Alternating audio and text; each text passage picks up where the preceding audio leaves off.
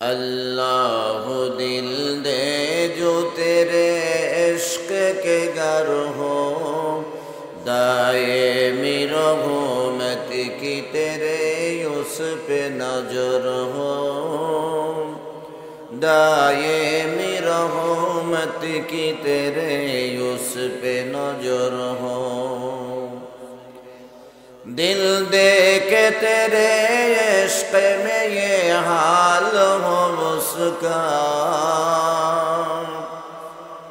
दिल दे के तेरे इश्क में ये हाल हो उसका। महशर का अगर शुरू हो तो भी न नबर हो, महशर का अगर शुरू हो तो भी न खबर हो। दर्द जहाँ गैर खुदा यार नदारे, दर्द जहाँ गैर खुदा यार नदारे, याद खुदा से दिगर कार नदारे। दर्द जहाँ गैर खुदा यार नदारे, याद खुदा ही से दिगर कार नदारे, याद खुदा ही से दिगर कार नदारे। मायूं से नहीं अहले जो भी अपनी खता से, मायूं से नहीं अहले जो भी अपनी खता से। तकदीर बदल जाती ही मुझतर को दुआ से, तकदीर बदल जाती ही मुझतर को दुआ से। ऐ बंदा ऐसा हो गर अगर उनकी मुलाकात, जल्दी से बैठे सुनो हजरत की नसीहत, जल्दी से बैठे सुनो हजरत की नसीहत। ला इलाहा इल्लल्लाह सकले गला सेरे मोहब्बते ला इलाहा, तेरे सिवा महबूब हकीकी कोई नहीं है, कोई नहीं। तेरे सिवा माशूक़ हकीकी कोई नहीं है, कोई नहीं। अब तो रहे बस दाद में आखिर बिरद जो बाए मेरे इलाह, ला इलाहा इल्लल्लाह, ला इलाहा, ला इलाहा इल्लल्लाह, ला इलाहा। नफ्स शैतान दोनों में मिलकर है किया है मुझको तबाह। ऐ मेरे मौला मेरे रहम कर, चाहता हूँ मैं तुझसे पनाह, चाहता हूँ मैं तुझसे पनाह। हल्के से निकले सांस की बदले, हल्के से निकले सांस की बदले, जिक्र तेरा है या इलाह, ला इलाहा, ला इलाहा इल्लल्लाह, ला इलाहा इल्लल्लाह, ला इलाहा माशूक़ों का जो निशाना सब तुम्हारा पास है, सब तुम्हारा पास है। इसलिए आशिक़ हुआ मैं, तू मेरा माशूक़ है, तू मेरा माशूक़ है। हर वक्त में मेरे जुबां पर, हर वक्त में मेरे जुबां पर जिक्र तेरा है। या इलाह ला इलाहा इल्लल्लाह, ला इलाहा इल्लल्लाह, ला इलाहा इल्लल्लाह मुहम्मदुर রাসূলুল্লাহ। সকলে দিল খুলে মোহাব্বতে বলি সাল্লাল্লাহু আলাইহি ওয়াসাল্লাম। কারামত আলী সাহেব জৈনপুরী রহমাতুল্লাহি আলাইহির সুযোগ্য সন্তান হাফেজ আব্দুল আউয়াল রহমাতুল্লাহি আলাইহি, হাফেজ আব্দুল আউয়াল রহমাতুল্লাহি আলাইহি ফাজাইলে বিসমিল্লাহ নামক কিতাবের মধ্যে এনেছেন একই হাদিস কেনা মৌলানা জাকারিয়া সাহানপুরী রহমাতুল্লাহি আলাইহি ফাজাইলে জিকির নামক কিতাবের মধ্যে এনেছেন।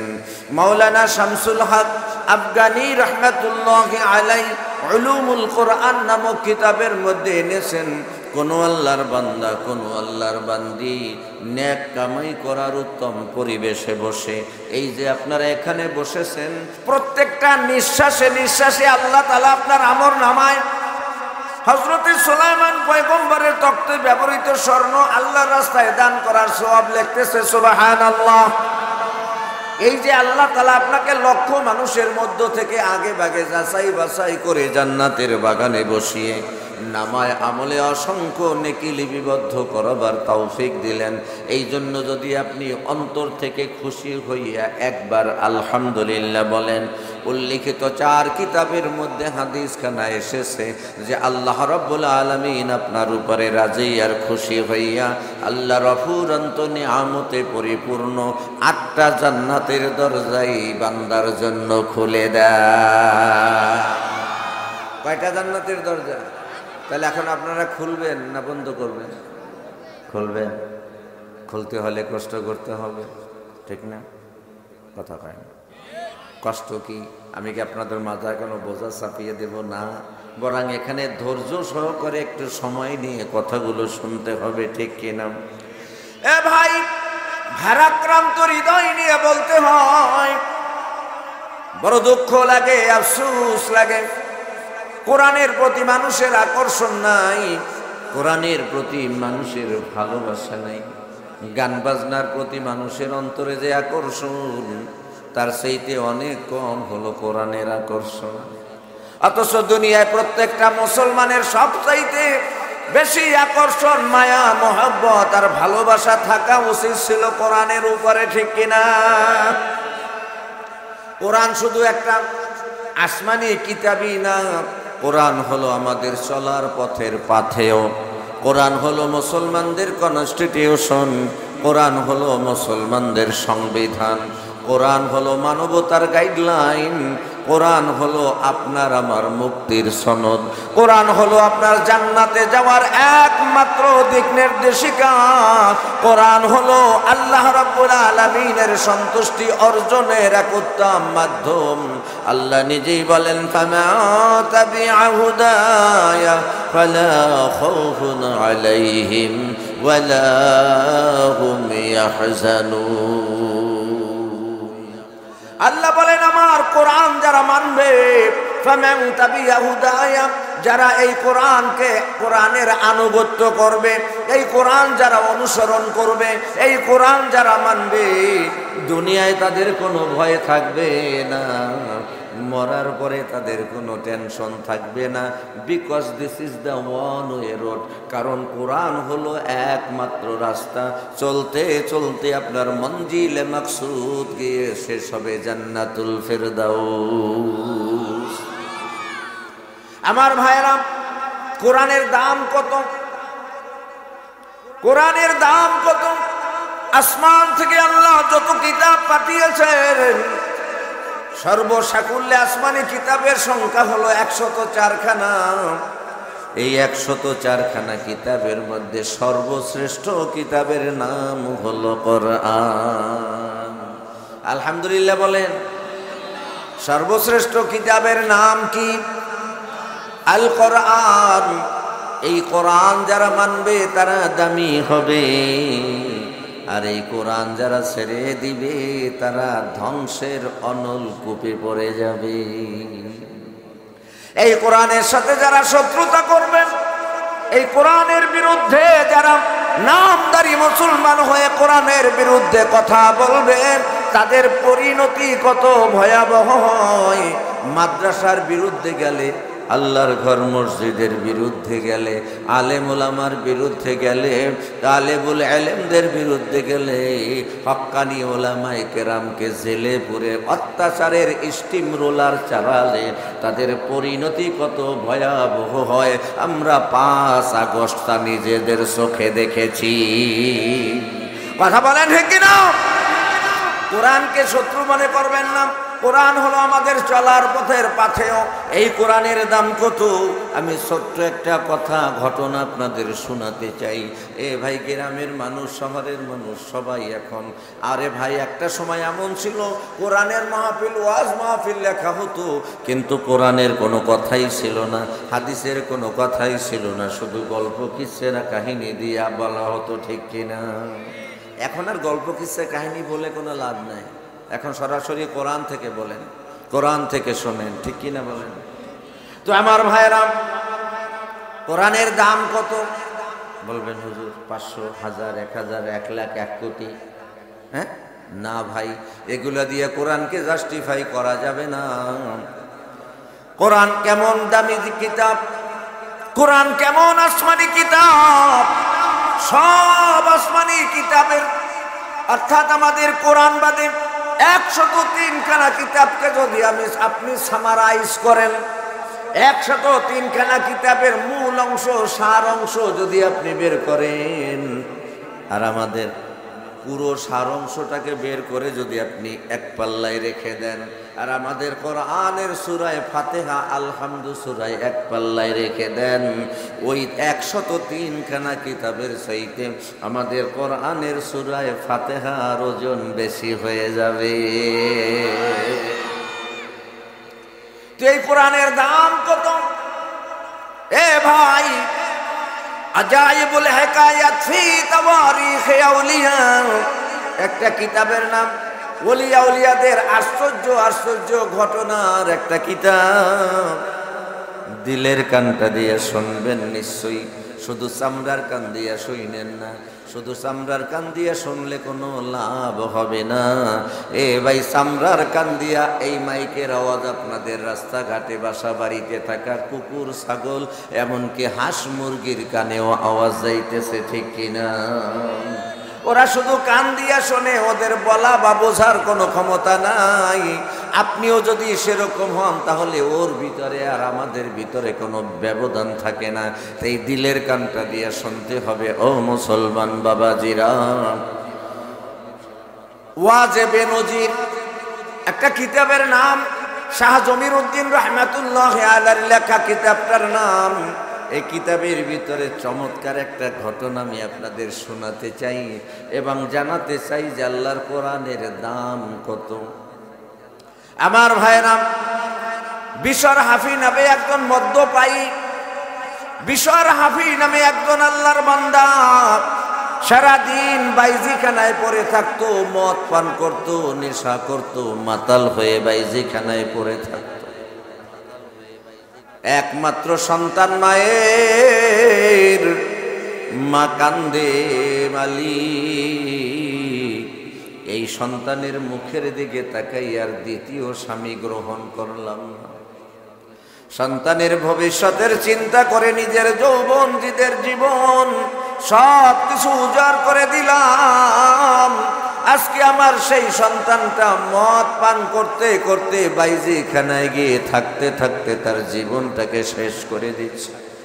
ও মালিক, আমার সন্তানটাকে তুমি দিনের পথে ফিরাইয়া দাও। মায়ের দোয়া কি বিফলে যায়? হ্যাঁ, বিশ্বাস করেন? সবাই বিশ্বাস করেন? এ ভাই শোনেন, আমার উস্তাদ বলতেন, কোন ব্যক্তি যদি পিস্তল কিংবা রিভলভার রাইফেল দিয়া গুলি ছোড়েন, ওই গুলি তার টার্গেটে পৌঁছাইতে যতটা না সময় লাগে, মা বাবার নেক দোয়া কিংবা বদদোয়া তার চাইতে অতি দ্রুত বেগে আল্লাহর কাছে পৌঁছে যায়। বন্দুক থেকে গুলি ছুড়লে সেটা মাঝখানে কোনো প্রতিবন্ধকতা সৃষ্টি হতে পারে, অন্য কোনো জিনিসে লেগে যেতে পারে, কিন্তু মা বাবার দোয়ার কোনো প্রোটেক্ট থাকে না, কোনো প্রতিবন্ধকতা তৈরি করতে পারে না। দোয়া করতে দেরি, কিন্তু আল্লাহর কাছে তা পৌঁছাইতে দেরি হয় না। মা দোয়া করে, মালিক একমাত্র সন্তানের মুখের দিকে তাকাইয়া স্বামী হারাইলাম, কিন্তু সন্তানের দিকে তাকাইয়া নিজের চিন্তার করলাম না। আমার সেই সন্তানটা দিনে দিনে নষ্ট হয়ে যাচ্ছে, শেষ হয়ে যাচ্ছে। ও মাওলা, আমার সন্তানটাকে তুমি দিনের পথে ফিরাইয়া দাও। আমার ভাইরা, প্রতিদিনের মতো আজও সন্তান দুপুরের খাওয়া দাওয়া করে বাইজিখানার দিকে রওনা দিয়েছে। পথিমধ্যে একটা কাগজের টুকরা রাস্তার মধ্যে পড়ে আছে। বিশর হাফি কাগজটার দিকে তাকিয়ে দেখে কিছু আরবি অক্ষর দেখা যায়, কিন্তু সে পড়তে পারে না। ওই যে আল্লাহ যারে হেদায়াত দেয়, কোনো না কোনো উসিলায় সে হেদায়াত পেয়ে যায়। কাগজের টুকরাটার দিকে অনেকক্ষণ তাকিয়ে মনে মনে কয়, এটা কি কোনো কোরআনের আয়াত নাকি শুধুই আরবি? আমার মা তো কোরআন পড়তে পারে, তাহলে আমি কাগজটা নিয়ে আমার মায়ের কাছে যাব। এবারে বিশর হাফি কাগজের টুকরাটা নিয়ে তার মায়ের কাছে চলে যায়। মাগো, রাস্তার মধ্যে এই কাগজটা পড়েছিল, আরবি লেখা, কিন্তু কি লেখা আমি তো বুঝি না। ও মা, তুমি বলো তো, এটা কি কোনো কোরআনের আয়াত? মা দুচোখের পানি ছেড়ে দিয়ে মনে মনে বলে, মাওলা, তুমি কি তাহলে আমার দোয়াটা কবুল করে নিয়েছো? মা বলে, বাবারে, এটা কোরআনের একটা আয়াত। এই আয়াতটার মধ্যে 19খানা হরফ আছে, 19খানা অক্ষর আছে, আর এই আয়াতের মধ্যে তোমার আল্লাহর 3টা নাম রয়েছে। আয়াতটা হলো বিসমিল্লাহির রহমানির রহিম।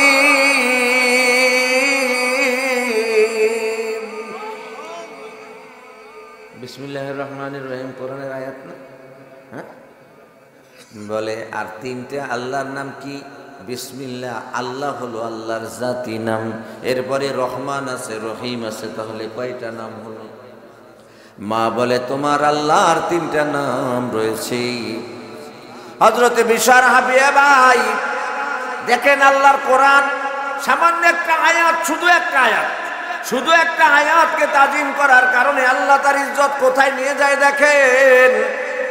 যখন মা বলে, বাবা রে, এটা কোরআনের আয়াত, 114 সূরার ভিতরে 113 সূরায় আল্লাহ তাআলা শুরুতে এই আয়াতখানা ব্যবহার করেছে। ও বাবা রে, এটা কোরআনের আয়াত। এই কথা বলার পরে বিশর হাফি কি করে, আমার দিকে সবাই দেখেন, কাগজটার মধ্যে ধুলাবালি জড়িত ছিল। এইভাবে টোকা দিয়া ধুলাবালিগুলো সরাইয়া বড় মহাব্বতে কাপড় দিয়া ওই কাগজের ধুলাবালিগুলো মুছে, এরপর একটা ভালো পরিষ্কার কাপড়ে সুন্দর করে পেঁচাইয়া উপরে রেখে আবার সেই বিশর হাফি বাইজিখানার দিকে চলে যায়। জমানার ওলি হযরতে হাসান বসরি রাহমাতুল্লাহ আলাইহি স্বপ্নে দেখে কে যেন তাকে বলতেছে, ও হাসান বসরি, অমুক বাইজিখানায় আমার একজন ওলি পড়ে আছে, যাও যাও আমার ওলি আমার বন্ধুকে ওই বাইজিখানার অপবিত্র জায়গা থেকে বের করে নিয়ে আসো। সুবহানাল্লাহ। হযরতে হাসান বসরির ঘুম ভেঙে যায়, হাই হাই এ কি স্বপ্ন দেখলাম। আল্লাহ বলে তার বন্ধু অপসু রয়েছে বাইজিখানায়, এটা কেমনে সম্ভব? কিন্তু কি আর করবেন, সকালবেলা খুব সকালে হাসান বসরি রাহমাতুল্লাহ আলাইহি বাইজিখানার সামনে গেলে তো জমানার সবচাইতে মস্ত বড় আল্লাহর ওলি, মানুষ তারে চেনে সবাই। কয়, হে আল্লাহর ওলি, আপনি কেন এই নরকপল্লীতে এসেছেন? কোনো প্রয়োজন থাকলে বললে আমরাই তো আপনার কাছে যেতাম। আল্লাহর ওলি বলে, ও তোমরা শোনো, আমি নিজের ইচ্ছায় আসি না, আমারে একজন পাঠাইছে। তোমরা কি বিশরকে চেনো? হ্যাঁ হুজুর চিনি, ওই যে মদ খাইয়া মাতাল হইয়া বেহুশ হয়ে রয়েছে। ও বাবা, আমার দিকে সবাই খেয়াল করেন। এবারে হাসান বসরি ওই বাইজিখানা শরাবখানার মধ্যে ঢুকে পড়ে, আস্তে করে বিশর হাফির মাথাটা উঠাইয়া হাসান বসরি তার উরুর উপরে, তার কোমর, তার রানের উপরে রাখে। কেন? কারণ হাসান বসরি চিন্তা করলো আল্লাহ বলছে তার বন্ধু। সুবহানাল্লাহ। আল্লাহ বলছে তার বন্ধু, সুতরাং তার দাম কত, তার ইজ্জত কত, তার সম্মান কত। এই জন্য হাসান বসরি তার মাথাটা রানের উপরে রাখছে, আস্তে আস্তে করে মাথায় হাত বুলায়। স্বাভাবিক অবস্থায় যখন ফিরে আসে বিশাল হাফি চোখ খুলছে, চোখ খুললে হাসান বসরিরে দেখেই চিন্তা ফেলাইছে, লাফ দিয়ে উঠে বসে, হে আল্লাহর ওলি, আপনি এত বড় একজন মানুষ, আমার মতো এক নাফরমান গুনাহগারের মাথা আপনার রানের উপরে উঠাইলেন। এবারে হাসান বসরি বলে, ও বিশর, তুমি আল্লাহর নাফরমান কিনা আমি জানি না, তবে তোমার দাম বড় আমার চাইতেও বেশি। কয় হুজুর কি বলেন? কয় আল্লাহ রাব্বুল আলামিন তোমাকে বন্ধু বলে ডেকেছে। আল্লাহ তাআলা তোমার কমপ্লিট জীবনের গুনাহ খাতা মাফ করে দিয়েছে। বিশার হাফি অবাক হয়ে যায়, বলে কি বলেন? আমার তো জীবনে গুনাহ ছাড়া কোনো কিছুই নাই, শুধু পাপ আর পাপ। আল্লাহ কি সত্যি আমাকে মাফ করে দিয়েছে? ও পিরোজপুর সদরের মুসলমানেরা শোনেন, এবারে গায়েব থেকে একটা আওয়াজ আছে, ইয়া বাশারা রাফা'তা ইসমি ফারাফা'না ওয়া তাইয়াবতা ইসমি ফাতাইয়াবনা। আল্লাহু আকবার। বাশার বলেন, আমার মতো নাফরমানকে আল্লাহ সত্যিই মাফ করে দিয়েছে। হ্যাঁ, মাফ করে দিয়েছে। ইতিমধ্যে আওয়াজ আসে, ইয়া বাশার, হে বাশার, রাফা'তা ইসমি ফারাফা'না, তুমি আমার নামটাকে উপরে স্থান দিয়েছো, আমি তোমার নামটাকে এত উপরে উঠিয়ে দিব যে গোটা দুনিয়ায় কিয়ামত পর্যন্ত তোমার আলোচনা হতে থাকবে। ওয়া তাইয়াবতা ইসমি ফাতাইয়াবনা, তুমি যেভাবে ধুলা বালি সরাইয়া আমার নামটাকে তুমি পবিত্র করে দিয়েছো, আমি আল্লাহ তাআলাও তোমার নামখানাকে ওইভাবে পবিত্র করে দেব যেভাবে তুমি আমার নামকে পবিত্র করে দিয়েছো। সুবহানাল্লাহ। ভাইরা আমার, খুব কান দিয়ে শুনবেন। এ ভাই, দুনিয়ায় আমরা আসতে পারি নাই, নিজের চেষ্টায় আসতে পারি নাই, নিজের ক্ষমতায় আসতে পারি নাই। বলেন তো আমাদের কে পাঠিয়েছেন? সবাই একটু মহব্বতে বলেন, কে পাঠিয়েছেন? আল্লাহ আমাদেরকে পাঠিয়েছেন। আল্লাহ আমাদেরকে পাঠাইছেন শুধু ঘুমানোর জন্য আর খাবার জন্য?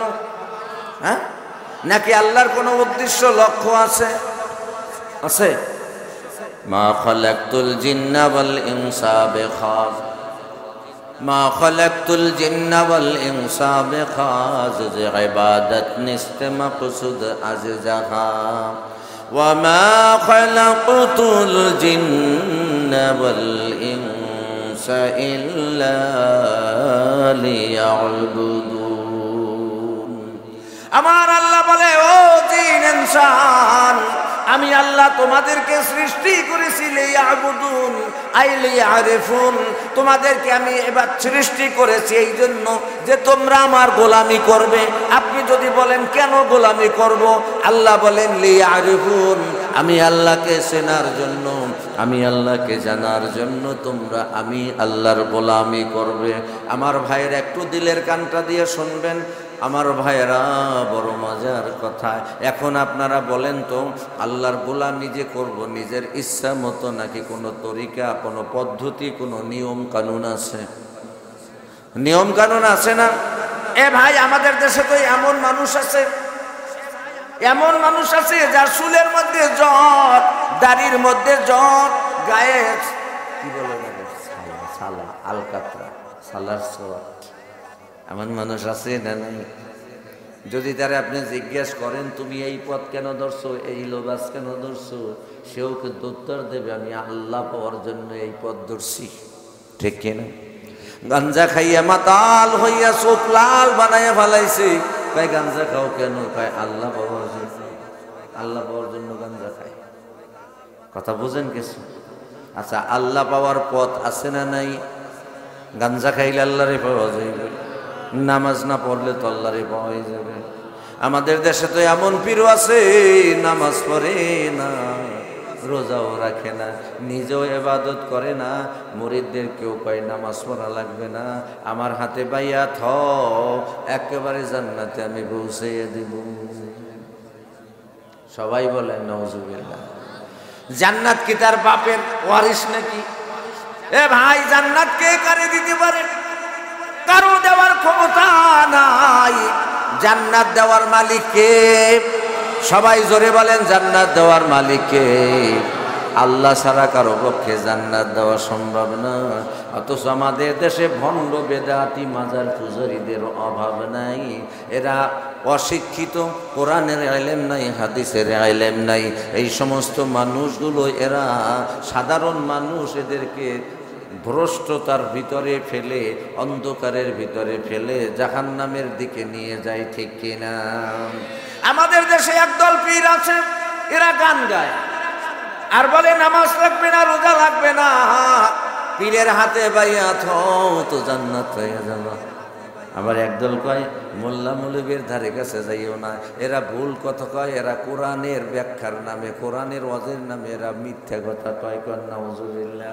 যাদেরকে একটা বুলেট মারলেও আলহামদুলিল্লাহ সূরা শুদ্ধ করে বলতে পারে না, তারা বলে ওলামায়ে কেরাম ভুল ব্যাখ্যা দেয়। যেমন আমাদের সাবেক প্রধানমন্ত্রী বলতো, যালিকাল কিতাবু লা রাইবা ফি, বুখারী শরীফের হাদিস। শোনেন না একটা? হ্যাঁ, তাও সংসদে যালিকাল কিতাবু লা রাইবা ফি, এটা হলো ভাই সূরা বাকারার শুরুর আয়াত। অথচ আমাদের দেশের একজন সাবেক প্রাইম মিনিস্টার কয় এটা নাকি বুখারীর হাদিস। তা আমাদের দেশে তো এরকম ভণ্ড বেদাতি মাজার পূজারীও আছে যারা কোরআন জানে না, হাদিস জানে না, অথচ উল্টো পাল্টা কথা কইয়া সাধারণ মানুষকে ধোঁকা দিয়া জাহান্নামে নিয়ে যায়। ঠিক কিনা? আমার আলোচনার বিষয়বস্তু কি? রসুলের সুন্নাত এবং বর্তমান প্রেক্ষাপট। বিষয়টা মনে রাখলে আলোচনা বুঝতে সুবিধা হবে। এখন আমাদের দেশে কিন্তু ভণ্ড বেদাতি মাজার পূজারী আছে, নবীর সুন্নাতের ধার ধারে না, গাঞ্জা খায়, মদ খায়, নামাজ একক তো পড়ে না। এই দেখি আল্লাহ পাওয়ার পথ। খুব খেয়াল দিয়ে শুনতে হবে, তাহলে সামনের কথাগুলো বুঝতে সুবিধা হবে। একদল আছে তারা গান গায়, পানির নিচে মোহমের বাতি, ঝড় তুফানে নেবে না। কিছু বুঝলেন? পানির নিচে কি মোমবাতি থাকতে পারে? তাহলে কথা কি সুস্থ মানুষের কথা না গাঞ্জাখোরের কথা? পানির নিচে মোহমের বাতি, বন্ধু ফানে নেবে না। হায়রে বাবার হাতে মরিদ হইলে, বাবার কাছে বায়াত হইলে নামাজ রোজা লাগে না। বাবার কাছে মুরিদ হইলে কি লাগে না? নামাজ রোজা লাগে না। অথচ নামাজের দাম কত! ও পিরোজপুরের মুসলমান, দিলের কানটা দিয়ে শোনো বাবা, সব ইবাদতের চাইতে দামি ইবাদত হলো নামাজ। এ ভাই, আপনারা জানেন আল্লাহ সকল বিধান, সকল ইবাদত যা কিছু বান্দার উপরে আল্লাহ তাআলা দিয়েছেন, সবগুলো বিধান হযরতে ফেরেশতা জিবরাইলের মাধ্যমে রাসূলের কাছে দুনিয়ায় পাঠাইছে, ঠিক কিনা? রমজানের বিধান, হজের বিধান, যাকাতের বিধান সহ, পর্দার বিধান সহ আরো যত বিধান রয়েছে, সমস্ত বিধানগুলো আল্লাহ তাআলা জিবরাইলকে দিয়ে রাসূলের কাছে পাঠাইছেন। একটা বিধান আল্লাহ তাআলা জিবরাইলকে দিয়ে পাঠান নাই, বরং আপনার আমার নবীকে আরশে মুআল্লায় নিয়া স্বয়ং আল্লাহ নিজেই সেটা হাদিয়া হিসাবে আপনার আমার রাসূলকে দান করেছে। বলেন সুবহানাল্লাহ, আরো জোরে সুবহানাল্লাহ। কি সেটা? নামাজ। সব ইবাদত আল্লাহ জিবরাইলকে দিয়ে দুনিয়ায় পাঠাইছে। নামাজ আল্লাহ জিবরাইলকে দিয়া পাঠায় নাই, বরং স্বয়ং আল্লাহ তাআলা নিজে তার হাবিবকে আসমানে নিয়ে আল্লাহর সামনে বসাইয়া আল্লাহ নামাজ আমাদের জন্য হাদিয়া দিছে। তাহলে বোঝার অপেক্ষা রাখে না, সব ইবাদতের মূল মগজ হলো নামাজ। অতএব যারা বলে নামাজ লাগবে না, রোজা লাগবে না, শুধু আমার কাছে বাইয়া থাও জান্নাত পাইয়া যাবা, আর এই কথা যারা বিশ্বাস করে, এগো চাইতে গন্ধ মূর্খ আর হতে পারে না। আমি আপনাদের একটা অনুরোধ করব, আপনারা রাখবেন? তাহলে যদি বেয়াদবি না নেন, আমি একটু অনুরোধ রাখবো, সবাই একটু সামনের দিকে আগাই আসেন, দাঁড়াই আসেন, বসে আসেন, যেভাবে আসেন একটু সামনের দিকে আসেন। সবাই কাকে দেওয়া হবে এবং কে দিবে, একমাত্র শুধুমাত্র এখতিয়ার কার? আরো জোরে বলেন কার? আল্লাহ ছাড়া কারো পক্ষে বান্দাকে জান্নাত দেওয়া সম্ভব নয়। আমার ভাইরা, দিলের কানটা দিয়ে শোনেন, আহলে সুন্নাত ওয়াল জামাতের প্রসিদ্ধ অভিমত হচ্ছে, কোন নেক আমলি বান্দার জান্নাতে যাওয়ার জন্য যথেষ্ট নয়, বান্দার জান্নাতে যাওয়া আল্লাহর ইচ্ছার উপরই যথেষ্ট। কথা বলেন ঠিক কিনা? সুতরাং আমার ভাইয়েরা, ভণ্ডামি করে জান্নাত পাওয়া যাবে না। আল্লাহকে পাওয়ার একটা পথ আছে। এ ভাই, আল্লাহকে আপনি গাঞ্জা খাইয়া পাইবেন না, আল্লাহর হুকুম অমান্য করে আপনি পাবেন না, আল্লাহ রসুলের সুন্নাতের উপরে ছুরি চালাইয়া আপনি জান্নাত পাইবেন না। বরং জান্নাত পাওয়ার মাধ্যম হলো দুইটা, একটা হলো আল্লাহর বিধান, আর একটা হলো রসুলের সুন্নাত। কথা বলেন ঠিক কিনা? একটা হলো আল্লাহর বিধান কোরআন, আর একটা হলো রসুলের সুন্নাত। এই দুই জিনিসের সমন্বয় সাধন যে করতে পারবে, আল্লাহ তাআলা ইচ্ছা করলে তাকে জান্নাত দিতে পারেন, ঠিক কিনা? আমার ভাইরা, ভণ্ডামি করা চলে না। যত ধরনের ভণ্ডামি, বেদাতি, মাজার পূজারি, পীর পূজারি যত আছে রে ভাই, এরা আস্তে আস্তে সাধারণ মানুষগুলোকে ধ্বংসের গহ্বরে নিয়ে যাচ্ছে। কারণ ওদের কোরআনের ইলম নাই, হাদিসের ইলম নাই, শরীয়তের ইলম না থাকার কারণে বারবার ওরা ভুল করে। আমার ভাইরা, আল্লাহ পাওয়ারও পথ আছে।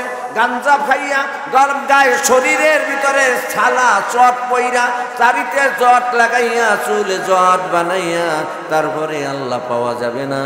আমার ভাইরা, হক্কানি রব্বানি ওলামায়ে কেরাম যারা, তাদের মাথায় জট আছে তো, মুখের দাড়িতে জট আছে তো, হ্যাঁ গো, মাথায় জট নাই, দাড়িতে জট নাই, আর এই লোকটা পাশ দিয়ে হাইতে গেলে রামছাগলের মতো গন্ধ আসে।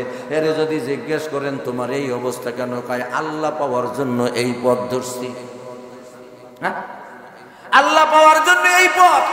আল্লাহ পাওয়ার জন্য পথ হলো দুইটা, আর এই দুইটা জিনিসের সমন্বয়ের মাধ্যমে আল্লাহকে পাওয়া যায়। এক নাম্বার হলো আল্লাহর বিধান, আর আল্লাহর বিধান আপনি নিজের ইচ্ছা মতো পালন করতে পারবেন না। আল্লাহর বিধান পালন করতে হবে রসুলের তরিকা। ঠিক কিনা বলেন? আমাদের দেশে ভণ্ড বেদাতি মাজার পূজারীদের অবস্থা তো দেখছেন। 5ই আগস্ট যখন আমাদের দেশে ছাত্র অভ্যুত্থানের মাধ্যমে বলা হয় দ্বিতীয়বার যখন স্বাধীন হলো, এরপরে দেখা গেছে বাংলাদেশের বিভিন্ন জায়গায় জায়গায় ভণ্ড বেদাতি মাজার পূজারীদের আশ্রমগুলো ভাঙ্গা হয়েছিল। ঠিক কিনা? হ্যাঁ, এরা পীর সাহেবরে বাবা কয়। আমাদের দেশে এমন পীর সাহেবও আছে যে সমস্ত পীরের দরবারে গাঞ্জা পীরও খায়, মুরিদও খায়, আছে না নাই? আবার এদেরকে যদি জিজ্ঞেস করা হয় তোমরা এগুলো কেন করো, কয় আল্লাহ পাওয়ার জন্য এগুলো করি। হ্যাঁ, কয় খাজায় গাজায় যখন টান মারে মনটা জানি কেমন করে, মনে চাই উইঠা গিয়া আমিও মারি। চিন্তা করছে? চিন্তা করছে?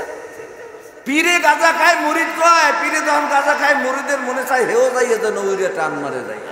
চিন্তা করছে? আবার একদল পীর আছে এবং একজন পীর আছে আবার তার মুরিদও আছে, এর আবার গরু লইয়ে গান বানাইছে, কয় আমগো বাবার দরবারে কত গরু হাজির হয়। বুঝেন কিছু? আমগো বাবার দরবারে কত গরু হাজির হয়, অন্য পীরের দরবারে এত মানুষ নাকি হয়। আমগো বাবার দরবারে কত গরু হাজির হয়। গরুর দ্বারে তো গরুই যায়, কথা কন না?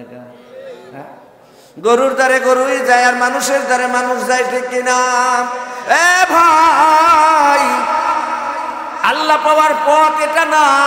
আল্লাহ পাওয়ার পথ হলো আল্লাহর কোরআন আর রসুলের তরিকা। ঠিক কিনা? আমাদের দেশে আবার একদল ভণ্ড বেদাতি মাজার পূজারি আছে, কিন্তু লেবাস সুরাত দেখলে মনে হয় আল্লাহর দরবেশ ওলি।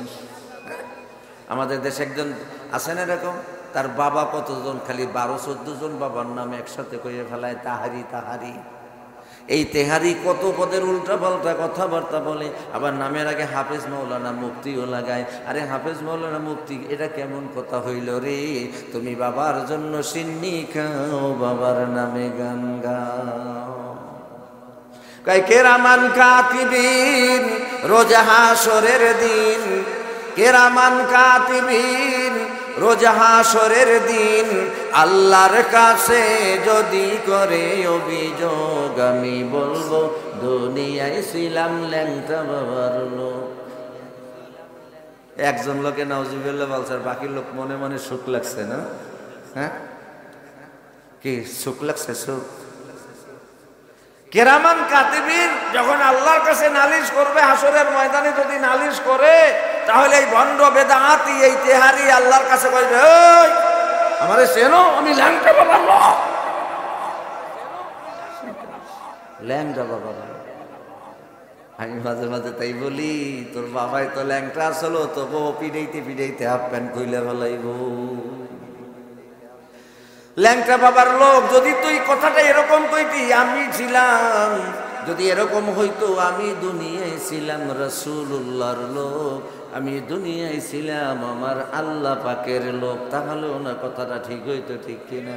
তা কয় আমি ছিলাম ল্যাংটা বাবার লোক। চিন্তা করছেন কয় কেজি গাঞ্জা খাই এইরকম কয়। তাই তো আমি মাঝে মাঝে এবার ওদেরকে বাস দেওয়ার জন্য কথাটা এভাবে বলি, কেরামান কাতিবিন পাইবে যে দিন, কেরামান কাতিবিন পাইবে যে দিন, তোরা যারা ছিলি ল্যাংটা বাবার লোক গুর্জ মাইরা কইবে এবার জাহান্নামে ঢো। বলেন ঠিক কিনা? সুতরাং ভাই, এগুলো আমি আপনাদের বিনোদন দেওয়ার জন্য বলতেছি না, আমি শুধু আপনাদের বুঝাতে চাই। কারণ আমার আলোচনার বিষয়বস্তু কি? রসুলের সুন্নাত এবং বর্তমান প্রেক্ষাপট, এটা বোঝাবার জন্য ভণ্ড বেদান্তীদের কথা কিছু বলতেছি। আমাদের দেশে একজন সাবেক এমপি ছিল, লেডিস এমপি, লেখাপড়া জানে না, লেখাপড়া মোটেও জানে না, শুধু গান গাইয়া সে টাকা দিয়ে কিনে নমিনেশন নিয়ে 2বার এমপি হয়েছিল। চেনেন না? নাম করার দরকার নাই, চেনেন তো? কোনো যোগ্যতা নাই, গান গাইয়া সে এমপি হয়ে গেছে। এই লোকে একটা গান গাইছিল, গানটা আপনারা অনেকেই শুনে থাকবেন, কত বড় গাঞ্জাখুরি গান। আকাশটা কাঁপছিল কেন, জমিনটা নাচছিল কেন, বরফের ঘামছিল কেন, সেই দিন গান গাইছিল খাজা যেই দিন। নাউজুবিল্লাহ বাড়ি যেই কি কয়, আকাশটা কাঁপছিল কেন, জমিনটা নাচছিল কেন, বরফের ঘামছিল কেন, সেই দিন গান গাইছিল খাজা যেই দিন। আপনারা কিছু বুঝেন নাই, তাই নাউজুবিল্লাহ জোর নাই। কারণ কি জানেন, বরফির আব্দুল কাদের জিলানী এবং খাজা মাইনুদ্দিন চিশতি আজমিরি রহমাতুল্লাহি আলাইহি বরফির ইন্তেকালের, বরফির আব্দুল কাদের জিলানী রহমাতুল্লাহি আলাইহির ইন্তেকালের প্রায় ৭২ বছর মতান্তরে ৫৩ বছর পরে খাজা মাইনুদ্দিন চিশতি দুনিয়ায় আসছে। কথা বুঝেন? অথচ সেই খাজায় গান গাইছে আর বরফির গামছে। চিন্তা করছেন কত বড় গাঞ্জাখুরি কথা। আকাশটা কাঁপছিল কেন, জমিনটা নাচছিল কেন, বরফের ঘামছিল কেন, সেই দিন গান গাইছিল খাজা যেই দিন। আমাকে কি কয় জানা, না করে গন্ডগোল, খোল তোরা হাদিস খোল। না করে গন্ডগোল, খোল তোরা হাদিস খোল, বেলাল কেন বাজায় ঢোল সেই দিন। না করে গন্ডগোল, খোল তোরা হাদিস খোল, বেলাল কেন বাজায় ঢোল সেই দিন, যেই দিন দিনের নবী ছেড়ে যায় পৃথিবী, ঢোল বাজাইয়া ক্ষমা চাইলেন, গান গাইছিল খাজা যেই দিন। আরে মুসলমানের ইমানি জজবা কত বড় বেয়াদব! আল্লাহ রসুল এবং সাহাবীদের নামে মিথ্যা তোহমত দিতেছে। যেই বেলাল রসুলের ইন্তেকালের পরে বিয়োগ বেদনা সহ্য করতে না পেরে সে মদিনা থেকেই চলে যায়, সেই বেলাল নাকি রসুলের ইন্তেকালের পরে ঢোল বাজাইছে আর কইছে, ইয়া রাসূলুল্লাহ আমারে মাফ করে দেন। কত বড় গাঞ্জা করে দিল। কথা বলেন ঠিক কিনা? আর এই সমস্ত কথাবার্তা শুই না কিছু মুরব্বী কিসমের মানুষ আছে যাদের শরীয়তের কোনো জ্ঞান নাই, ইলম নাই, কোরআন নাই, হাদিস নাই, এরকম কি করলো রে, জাহান্নাম। আল্লাহ রাসূল সাল্লাল্লাহু আলাইহি ওয়াসাল্লাম, এ ভাই একজন সাহাবীর দাম কত, একজন সাহাবীর মর্যাদা কত? আল্লাহ রাসূল সাল্লাল্লাহু আলাইহি ওয়াসাল্লাম কি বলেছেন, এক একজন সাহাবী, আসহাবী কান নুজুম, খেয়াল দিতে হবে ভাই, আসহাবী কান নুজুম বিআইয়িহিম ইক্তাদাইতুম ইহতাদাইতুম। রাসূল বলেন আমার এক একজন সাহাবী হলো আকাশের এক একটা দিক নির্দেশিকা তারকার মতো। সুবহানাল্লাহ, সুবহানাল্লাহ। এখন তো জাহাজে কম্পাস আছে, একটা সময় তো কম্পাস কিছু ছিল না, দিক নির্ণয়ের কোনো বিষয় ছিল না। তখন নাবিকেরা কি করতো, আকাশের তারকা দেখে তারা দিক নির্ণয় করে সমুদ্রে জাহাজ চালাইতো, ঠিক কিনা? আল্লাহ রাসূলের উদাহরণ দেখেন কত চমৎকার। আল্লাহ রাসূল বলেন আসহাবী কান নুজুম, আমার এক একজন তারকা হলো আমার এক একজন সাহাবী হলো ওই তারকার মতো, যে তারকা দেখে নাবিকরা দিক নির্ণয় করে। কেন এর সাথে উদাহরণ দিলেন? রসুল সামনেই বলতেছেন বিআইয়িহিম ইক্তাদাইতুম ইহতাদাইতুম, তোমরা যদি আমার কোনো একজন সাহাবীর জীবন আদর্শ মেনে চলো তাহলে তোমরা পরিপূর্ণ হেদায়াত পেয়ে যাবে। সুবহানাল্লাহ, আরো জোরে সুবহানাল্লাহ। কার কথা? রসুলের কথা। দিক নির্ণয় করা তারকা দিয়া যেমন নাবিকরা গন্তব্যে পৌঁছে, রসুল এই জন্যই ওই তারকার কথা বলেছেন যে আমার একজন সাহাবী হলো ওরকম তারকার মতো। এরকম এক একজন সাহাবী, আমার সাহাবীদের যে কোনো একজনকে যদি তোমরা অনুসরণ করো তাহলে তোমরাও হেদায়াত, পরিপূর্ণ হেদায়াত পেয়ে যাবে। অথচ সেই সাহাবী সম্পর্কে এই সমস্ত উদ্ভট গাঞ্জাখোরেরা কত বড় মিথ্যা তোহমত লাগাইছে, ঠিক কিনা? এই জন্য ভাইরা আমার, এখনকার কথা যে পর্যন্ত বললাম এর দ্বারা আপনারা কি বুঝতে পারলেন? গাঞ্জাখোর, হিরুনসি, ইয়াবা আর যত ভণ্ড বেদাতি মাজার পূজারি আছে যারা পীরকে বাবা বলে ডাকে আর বাবার পায়ে সেজদা খায় এবং কবরে গিয়ে সেজদা করে, এগুলা আল্লাহ পাওয়ার পথ না। আল্লাহ আল্লাহ পাওয়ার পথ হলো আল্লাহর কোরআন, আর রাস্তা হলো, তরিকা হলো, পদ্ধতি হলো রসুলের সুন্নাহ। ঠিক কিনা বলেন? এই জন্য আসুন ভাই, আসুন এবারে আমরা সরাসরি আয়াতের ভিতরে ঢুকি। আমার আল্লাহ কি কয়? কুল, হে আমার হাবিব আপনি বলে দিন, ইন কুনতুম তুহিব্বুনাল্লাহ, ও আমার বান্দারা, যদি তোমরা আল্লাহর ভালোবাসা পাইতে চাও। এই বাবাজিরা আপনারা বলেন তো, আল্লাহর ভালোবাসা কে না পাইতে চায়? ঠিক কিনা বলেন? কিন্তু আল্লাহর ভালোবাসা কি গায়ের জোরে পাওয়া যাবে? আল্লাহর ভালোবাসা কি টাকা দিয়া কেনা যাবে? আল্লাহর ভালোবাসা কি ক্ষমতা দিয়া করা যাবে? ক্ষমতা দিয়া অর্জন করা যাবে না, না, না। আল্লাহর ভালোবাসা কেমনে পাইবেন? ও পিরোজপুর সদর পৌরসভার মুসলমানেরা, দিলের কানটা দিয়ে কথাগুলো শোনেন। এ ভাই, কোনো ক্ষমতা দিয়া, টাকা দিয়া, পয়সা দিয়া, কোনো কিছু দিয়া আল্লাহর মহব্বত পাওয়া যাবে না, ভালোবাসা পাওয়া যাবে না। তাহলে আল্লাহর ভালোবাসা পাওয়ার পদ্ধতি কি, তরিকা কি? এই যে শুরুতেই বললাম, আমার আলোচনার বিষয়বস্তু হলো রসুলের সুন্নাত এবং বর্তমান প্রেক্ষাপট। অতএব দিলের কানটা দিয়ে শুনতে থাকেন। এ ভাই, এখন দেখেন, আল্লাহ তার কোরআনের মাধ্যমে আল্লাহ এবং রসুলকে পাওয়ার পথ বলে দিতেছেন। সুবহানাল্লাহ বলেন।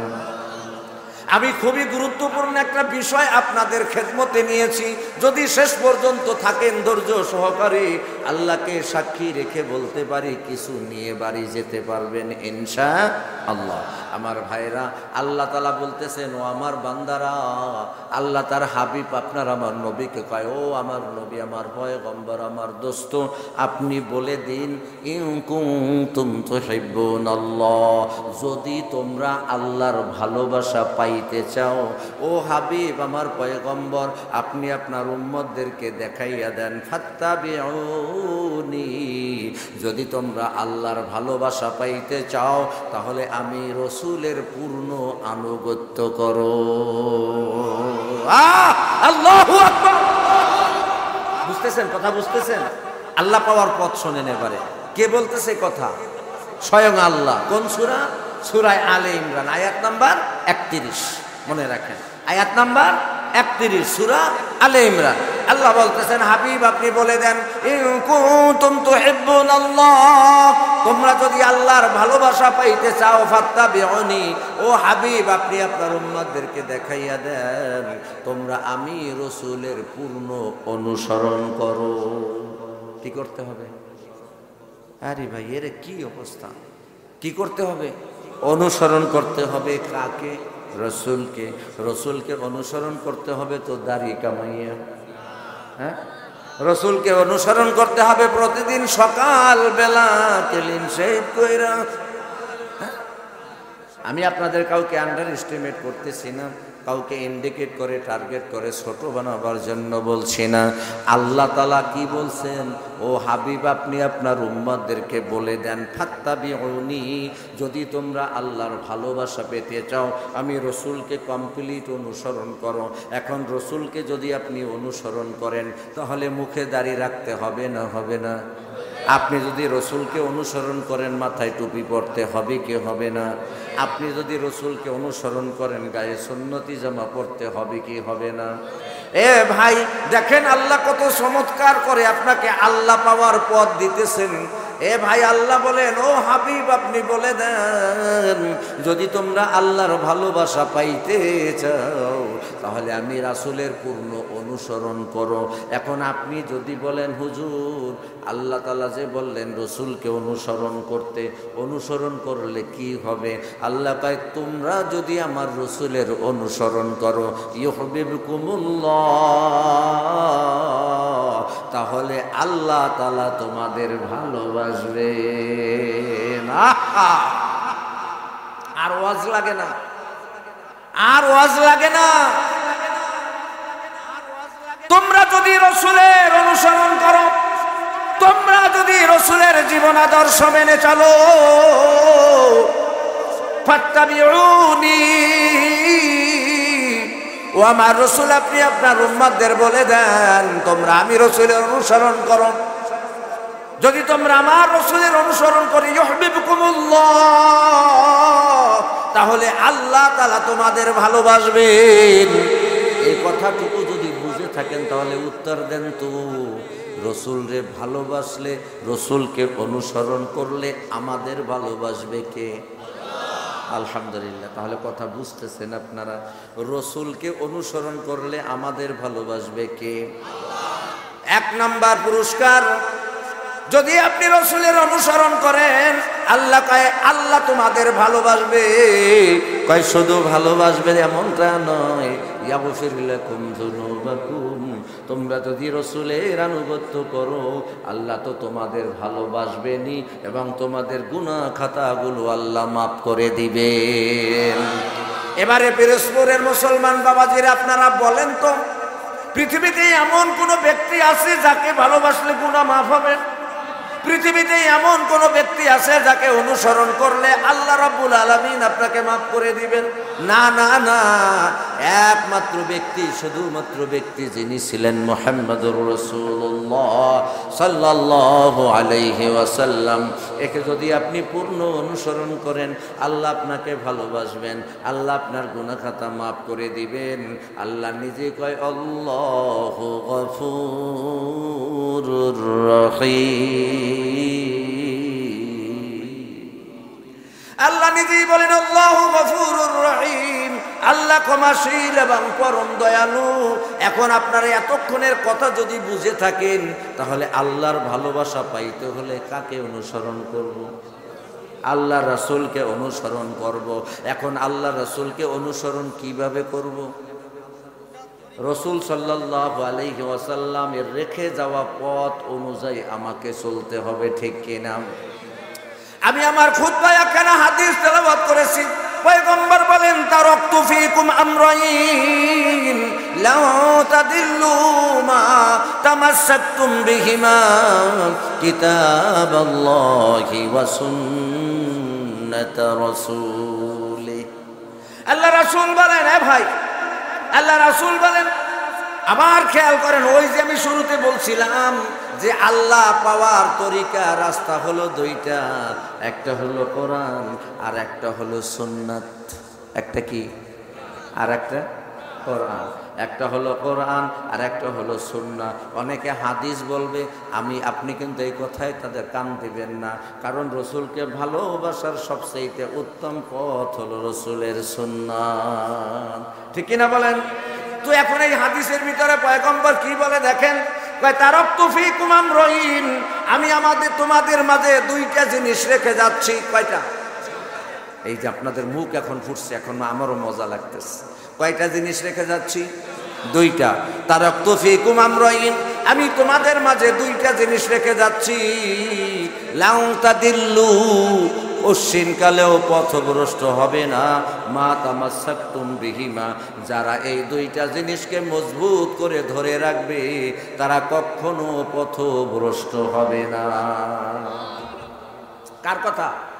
রসুলের কথা, যে আমি তোমাদের মাঝে দুইটা জিনিস রেখে গেলাম, এই দুইটা জিনিসকে যারা মজবুত করে ধরে রাখবে, অর্থাৎ এই দুইটা জিনিসের উপরে যারা তাদের জীবনকে চালাবে, লাং তাদিল্লু, তারা কোশ্চিনকালেও পথভ্রষ্ট হবে না। এখন প্রশ্ন করবেন, হুজুর সে দুইটা জিনিস কি? এক নাম্বার হলো কিতাবাল্লাহ, দুই নাম্বার হলো সুন্নাত রাসূলি। এক নাম্বার হলো আল্লাহর কোরআন, দুই নাম্বার হলো রসুলের সুন্নাত। তাহলে আল্লাহকে পাওয়ার পথ কয়টা? সবাই বলেন কয়টা? এক নাম্বার কি? কোরআন। দুই নাম্বার কি? রসুলের সুন্নাত। সুতরাং আল্লাহর কোরআনকে রসুলের তরিকায় মানলেই কেবল আমরা আল্লাহকে পেয়ে যাব, ঠিক কিনা? ইনশাআল্লাহ। তো ভাইরা আমার, কথা শেষ, শুধু একটুকু বুঝে নেন। ওই যে আমি শুরুতে একটু আগে একটা কথা বললাম না, যদি বুঝে থাকেন ওয়াজ শেষ। কি সেটা? কি যে আল্লাহ পাওয়ার পথ কোনটা? দুইটা। এক নম্বরে কোরআন, দুই নম্বরে সুন্নাত। এখন এক নম্বরে কোরআন মানে হলো আল্লাহর নির্দেশ, পালন করব কার তরিকায়? রসুলের তরিকায়। রসুলের তরিকায় যদি আমরা আল্লাহর কোরআন মানি এবং তদনুযায়ী জীবন চালাই, তাহলে আমরা পাবো আল্লাহকে, আর আল্লাহকে যে পাবো সে হবে কি? জান্নাতি। সুবহানাল্লাহ, সুবহানাল্লাহ। অতএব ভাইরা আমার, দিলের কানটা দিয়ে শোনেন, খুব খেয়াল দেন। এই যে রাসূল সাল্লাল্লাহু আলাইহি সাল্লামের একটা সুন্নাত, গত রাত্রে বরগুনার আলোচনায় আমি এই কথাটা বলেছিলাম। এ ভাই, আমরা যারা এখন দুনিয়ায় জীবিত আছি, এই মুহূর্তে আপনারা যারা মাহফিলে বসে আছেন, আচ্ছা যাদের মুখে দাঁড়িয়ে আছে সুন্নতি দাঁড়িয়ে, যাদের মুখে আছে এক মুষ্টি, যাদের মুখে দাঁড়িয়ে আছে, মাথায় টুপি এটাও সুন্নত, গায়ে যে জামাটা এটাও সুন্নত। খুব খেয়াল দাও যুবক, যারা প্রতিদিন দাড়ি কামাও, তুমি একটা কথা শুনে যাও। এ ভাই, আমি গত রাত্রে বরগুনার মাহফিলে বলেছিলাম, যে ব্যক্তি মুহাম্মাদি সুরাত ছাড়া কবরে যাবে, তার কবর জাহান্নামের গাড়া হয়ে যাবে। কথা বলেন ঠিক কিনা? মুহাম্মাদি সুরাত ছাড়া যে কবরে যাবে, তার কবরটা জাহান্নাম হবে। মুহাম্মাদি সুরাত কি একটু দিলের কান দিয়ে শোনেন। এ ভাই, শাহ ওলিউল্লাহ মুহাদ্দিস দেহলভী রহমাতুল্লাহি আলাইহি, শাহ ওলিউল্লাহ মুহাদ্দিস দেহলভী রহমাতুল্লাহি আলাইহি হুজ্জাতুল্লাহিল বালিগা নামক কিতাবের মধ্যে উল্লেখ করেন, একটু এই মুহূর্তে কেউ কোনো কথা বলবেন না, 10টা মিনিট কথা বলবো, এই 10 মিনিটে কোনো কথা হবে না, ডাইনে বামে কেউ তাকাবো না। রাজি আছেন ইনশাল্লাহ? আমার ভাইরা দেখেন, এই যে আমার দিকে দেখেন, এখন আমার মাথায় কি আছে? টুপি আছে, পাগড়ি আছে, ঠিক না? গায়ে সুন্নতি জামা আছে। আমি যখন মারা যাব, মাথায় টুপি থাকবে তো? সবাই কথা বলে, থাকবে? পাগড়ি থাকবে? এই জামা থাকবে না? মাথায় পাগড়ি টুপি থাকবে না, গায়ে সুন্নতি জামা থাকবে না। তাহলে আমি যখন কবরে যাব, আমার শরীরে শুধুমাত্র একটা রাসূলের সুন্নাত থাকবে, ঠিক কিনা? কি বলেন তো? আলহামদুলিল্লাহ, একটা সুন্নাত, সেটা কি? দাড়ি। তার মানে আমরা রাসূলের শুধু একটা সুন্নাত নিয়ে কবরে যাব, রসুলের একটা সুন্নাত নিয়ে আমরা কবরে যাব।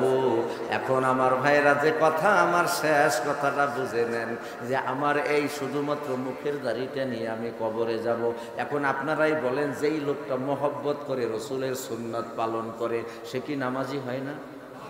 যে ব্যক্তি রসুলের সুন্নাত মহব্বত করে রাখে, মুষ্টি পরিমাণ দাড়ি যে রাখে, এ যেমন সুন্নাতের অনুসরণ করে, তেমনিভাবে আল্লাহর গোলামিও করে, ঠিক কিনা? এখন আমি তো কবরে অন্য কোনো সুন্নাত নিয়ে যেতে পারবো না, সেলাইবিহীন কাপড় আমার শরীরে থাকবে, কোনো অন্য কোনো সুন্নাত থাকবে না, শুধু মুখের দাড়িটা থাকবে।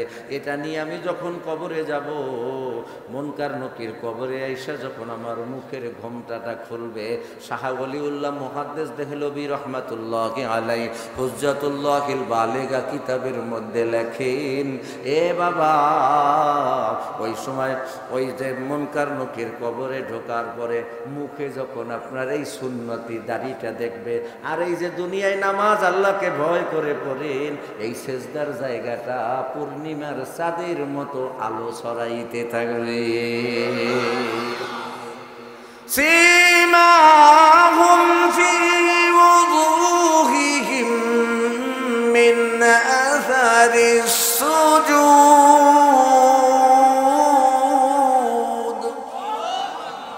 সূরা ফাতিহার একেবারে শেষ নাম্বার আয়াত আল্লাহ কয়, দুনিয়ায় যারা আল্লাহর কুদরতি কদমে সেজদা দেয়, এই সেজদার জায়গাটা ঝলমল ঝলমল করতে থাকবে। ও মুসলমান, কথা কিন্তু শেষ পর্যায়ে। তাহলে আপনি আমি কবরে কয়টা সুন্নাত নিয়ে যাব? একটা সুন্নাত, সেটা হলো দাড়ি। 2 নম্বরে, আপনি যদি দুনিয়ায় নামাজ পড়েন, তাহলে আপনার না সেজদার জায়গাটা আলো ছড়াইতে থাকবে। মুনকার নকির যখন আপনার চেহারার দিকে তাকাইয়া রসুলের সুন্নাত আর নামাজের সূরাত দেখতে পাবে, মুনকার নকির একজন আর একজনরে বলবে, বি কেয়ারফুল, সাবধান সাবধান, লক্ষণ সিমটম দেখে কিন্তু আখিরি নবীর খাঁটি উম্মত বলেই মনে হয়। আল্লাহু আকবার। তাহলে সুন্নাতের দাম আছে না নাই? সবাই জোরে বলেন, দাম আছে না নাই? এই জন্য ভাইরা আমার, কিন্তু বর্তমান প্রেক্ষাপট, ওই যে বললাম, আমার আজকের আলোচনার বিষয় হলো রসুলের সুন্নাত এবং বর্তমান প্রেক্ষাপট। এখন যদি আমরা এখান থেকে একটা পার্সেন্টেজ হিসাব করি, এই পার্সেন্টেজের দিকে যদি তাকাই, তাহলে দেখতে পারবো এখানে অধিকাংশ মুসলমানের মুখে দাড়ি নেই। আবার যাদের দাড়ি আছে, তারা কিছু রাখছে আর কিছু কাটতে জকাত ফাতরা দিছে, ঠিক কিনা? হ্যাঁ, কিছু রাখছে আর কিছু কাটতে জকাত ফেতরা দিছে। না ভাই, যা দাড়ি সাইডে রাখা আর কামাইয়া রাখার মধ্যে কোনো ব্যবধান নাই। আমি আমার ব্যক্তিগত একটা কথা বলে আলোচনা শেষ করে দেব। সভাপতি সাহেবের কাছে অনুরোধ রইল, হয়তো বা 2-3 মিনিটের মধ্যে আমি গুছিয়ে নিতে পারবো ইনশাআল্লাহ। সেটা কি? সুন্নতের কত দাম? যে ব্যক্তি মহব্বতে ভালোবেসে রসুলের সুন্নাতকে পালন করে তার দাম কত? আপনারা জানেন আমাদের বাংলাদেশে একটা ডিস্ট্রিক্ট আছে চাঁদপুর, ঠিক না? এই চাঁদপুরের একটা থানা আছে শাহরাস্তি থানা। এই শাহরাস্তি থানায় যুব সমাজের উদ্যোগে আমি প্রথম যে বছর মাহফিলে গেলাম, তার উপরে আলোচনা করলাম। আজকে যে বিষয়টা নিয়ে আমি আপনাদের সামনে কথা বললাম, ঠিক এই বিষয়টাই আমাকে ওই আলোচনায় দেওয়া হয়েছিল, রসুলের সুন্নাত এবং বর্তমান প্রেক্ষাপট। তো আমি এর উপরে কথা বলতে লাগলাম। কথা বলতে বলতে এই যে কথাগুলো আপনাদেরকে শোনালাম, এই কথাগুলো আমি আপনাদের সামনে যেরকম বললাম, ওখানেও এভাবে বলতে বলতে এক পর্যায়ে বললাম, যে ব্যক্তি দাড়ি কামায় সে যেন রসুলের গলায় ছুরি চালায়। সবাই বলেন, যে ব্যক্তি দাড়ি কামায় সে যেন রসুলের গলায় ছুরি চালায়। আর রসুলের গলায় ছুরি চালাইয়া কি কেউ জান্নাতে যেতে পারবে? না ভাই না। এই সুন্নাতটা শুধু আপনার আমার নবীর সুন্নত না, সমস্ত নবীদের সুন্নত হলো এই দাড়ি। শুধুমাত্র আপনার আমার নবীর ছিল এমনটা না, আল্লাহ দুনিয়ায় লক্ষাধিক পয়গম্বর পাঠাইছেন। এই সমস্ত পয়গম্বরদের সুন্নাত হলো দাড়ি। আরে ভাই, ও যুব সমাজ, একটা কথা বলে যাই, কিপিং ইউর মাইন্ড। আপনার মেমোরিতে আমার কথাটা সেট করে রাখেন। আপনি যখন একক নামাজ পড়েন নেই, একক নামাজের গুনাহ লেখা হবে। আপনি যদি একটা মিথ্যা কথা বলেন, একটা কবিরা গুনাই লেখা হবে। আপনি যে কোনো গুনার কাজ করবেন, সেই গুনার সেই পাপটাই শুধু লেখা হবে। কিন্তু দাড়ি এমন একটা সুন্নত, এই দাড়ি কামানো অবস্থায় যে ঘুমায়, ঘুমের মধ্যেও তার আমলনামায় গুনাহ লেখা হয়। ঘুমের মধ্যেও তার আমলনামায় গুনাহ লেখা হয়। এটা র্যান্ডমলি চলতে থাকে, ধারাবাহিক চলতে থাকে। অতএব ভাই ও যুবক, তুমি যে নিয়মিত দাড়ি কামাও, তুমি দাড়ি কেন কামাও? তুমি কি আল্লাহর সিদ্ধান্তের বিরোধিতা করতেছো? এ ভাই, দাড়ি কখন ওঠে? 8 বছরে 9 বছরে দাড়ি ওঠে না 15-16 বছরে দাড়ি ওঠা শুরু হয়, ঠিক কিনা? মাইন্ড করবেন না, এই 15-16 বছর যখন একটা ছেলের বয়স হয়, এই ছেলেটার নারীর মধ্যে কি মজা আছে তা বোঝে না? বোঝে না? বোঝে। এই কারণে যুবক গুনায় জড়াইয়া পড়বে, যার কারণে আল্লাহ তাআলা তার মুখের ভিতরে দাড়ি দিয়া ভারসাম্যতা রক্ষা করার জন্য আল্লাহ কয়, বান্দা আমি তোর মুখে দাড়ি দিয়ে দিলাম, এটা আমার নবীর সুন্নাত। তুই এইটার দিকে তাকাইয়া গুনাহ থেকে যাতে বাঁচতে পারো, এই জন্য এটা আমি ঢাল হিসাবে তোকে দিলাম। আর আমরা কি করি? সেটাকে কামাইয়া কামাইয়া তারপর আমরা সুন্দর সাজতে চাই। কথা কন ঠিক কিনা? আল্লাহ কি কোনো কিছু বেহুদা বানাইছে? হ্যাঁ, আল্লাহ কোনো কিছু বেহুদা নিষ্প্রয়োজন সৃষ্টি করে নাই। এ যুবক, দিলের কানটা দিয়া শোনো, আমার আলোচনার শেষ পর্যায়ে চলে এসেছি।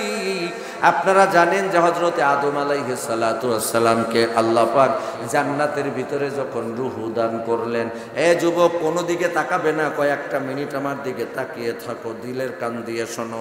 আদমকে যখন জান্নাতে রূহ দেওয়া হলো, আদম জান্নাতের ভিতরে উঠে বসলেন।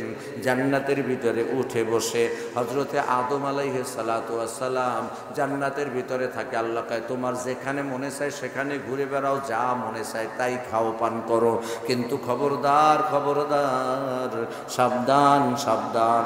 আদম আলাইহিস সালাতু ওয়াস সালাম জান্নাতের মধ্যে, জান্নাত তো বড় নিয়ামতে ভরা জায়গা, কিন্তু আদম আলাইহিস সালামের মুখটা খালি বেজা।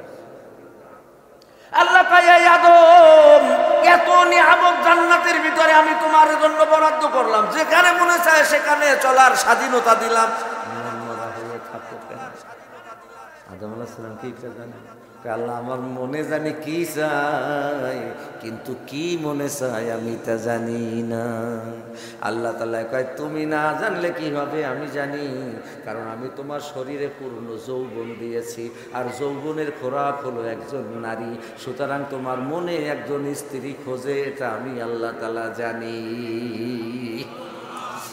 ও ভাই, হযরতে আদম আলাইহিস সালাতু ওয়াস সালাম ঘুমিয়ে আছে, বাম পাজরের একটা হাত দিয়ে আল্লাহ তাআলা হাওয়ারে বানাইয়া, তাফসিরে জামে সগীর এবং কুরতুবির মধ্যে আছে, আল্লাহ হাওয়ারে বানাইয়া নিজের হাতে সাজাইয়া, সুবহানাল্লাহ।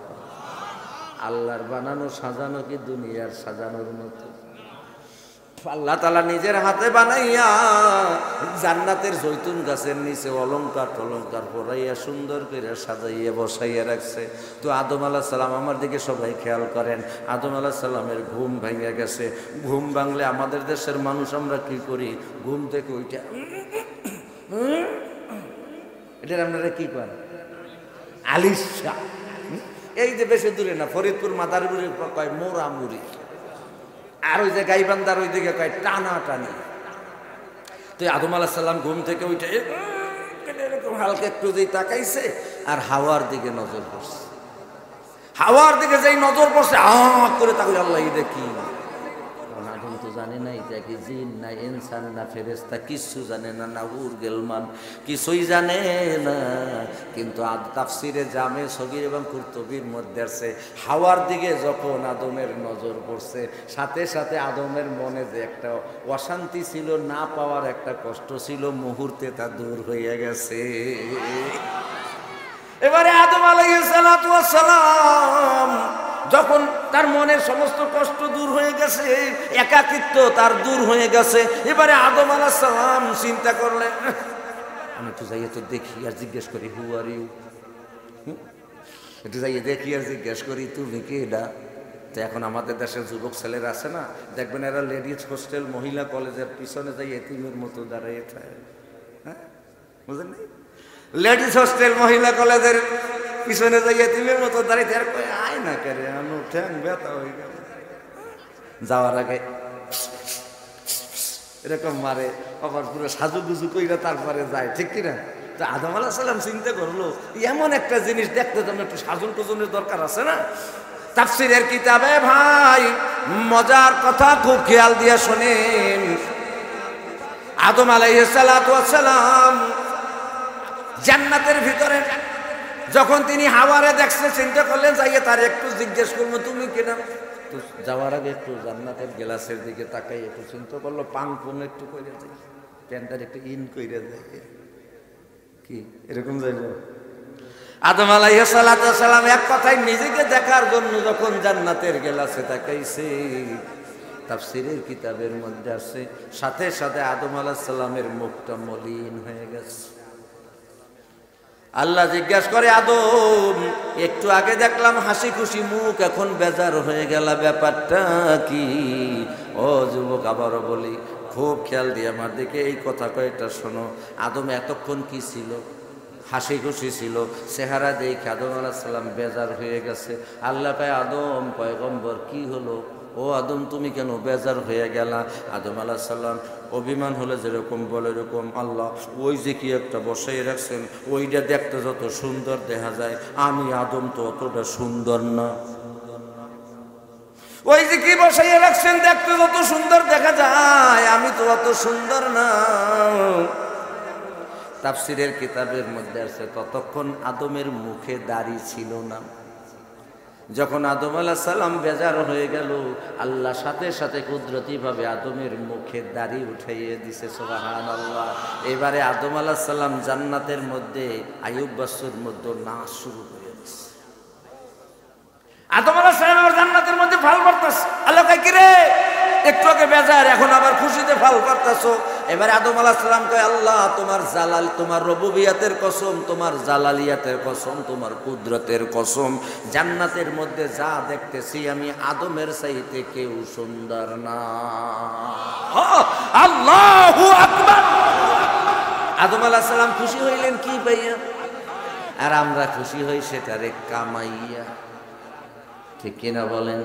অতএব ভাইরা আমার, ওই যে বললাম মুহাম্মাদি সুরত ছাড়া কবরে নট অ্যালাউড। মোহাম্মদী সুরত ছাড়া কবরে যাবেন তো দুঃখের কোনো সীমা থাকবে না।